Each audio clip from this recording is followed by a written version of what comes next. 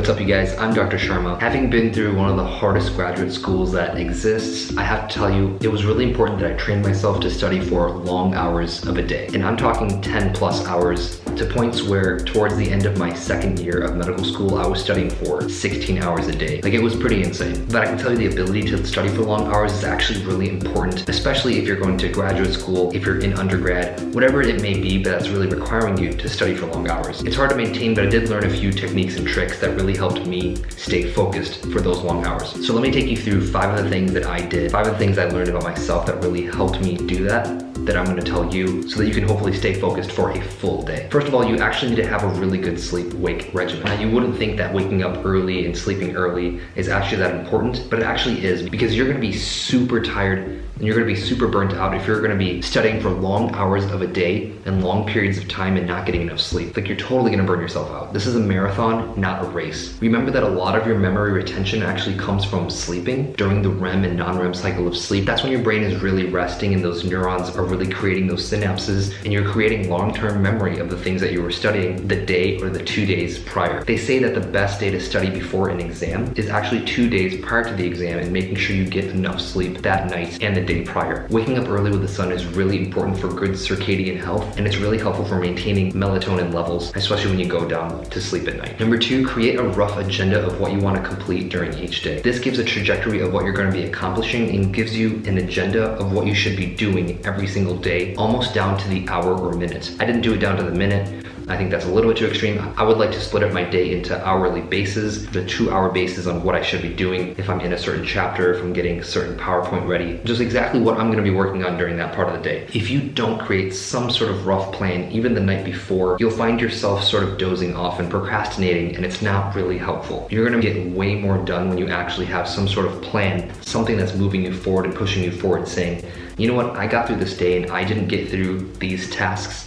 The next day, I'm gonna push even harder and focus even harder to get more of your tasks done. It holds you accountable for your actions, and it holds you accountable for your time. Number 3, do the physical act of actually tallying off your agenda as you get things done. The actual act of crossing something off your agenda gives you positive reinforcement, and it gives you instant gratification. This is important because graduate schools, such as law school, medical school, or whatever it is that you may be studying for or working for, may have really delayed gratification, meaning that what you're working towards isn't gonna be rewarded right away. It might be a job in the future, some sort of task, some sort of meeting, or in my case, it was medical school, and my delayed gratification was getting into a residency, getting a job at a hospital, and then getting paid later on. Because in graduate school, you're studying, you're not really getting paid right then and there. So create that sense of instant gratification by crossing things off your agenda, taking snack breaks, taking TV breaks, whatever it is that makes you really happy in that moment, to reward yourself, to give you that positive reinforcement, to keep working hard. Number 5, take snack breaks and take lunch breaks for meals,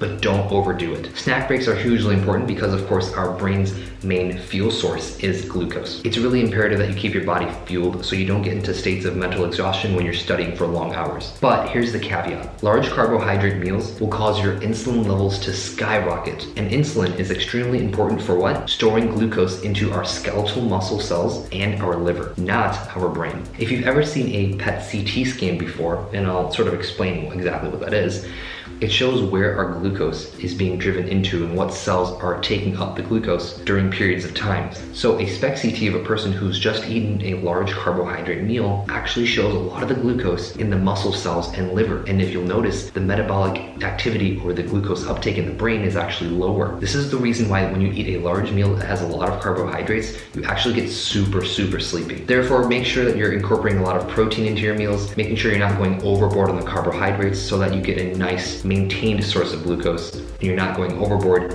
and you're not spiking your insulin levels, because that's gonna make you sleepy and make it really hard for you to go long days of studying. Number 5, get up often. And by that I mean getting up and walking around, talking to somebody, or just going for a short walk to get that blood pumping. Standing up and walking actually literally forces the blood out of your legs and into your inferior vena cava, which is the largest venous blood pool in our abdomen. I know I'm getting super scientific here, but just bear with me. That blood will then be pumped into the right side of your heart, into your lungs, and then out from the left side of your heart into your body, taking with it a bunch of oxygen, nutrients, red blood cells to really keep your brain and the rest of your body well oxygenated.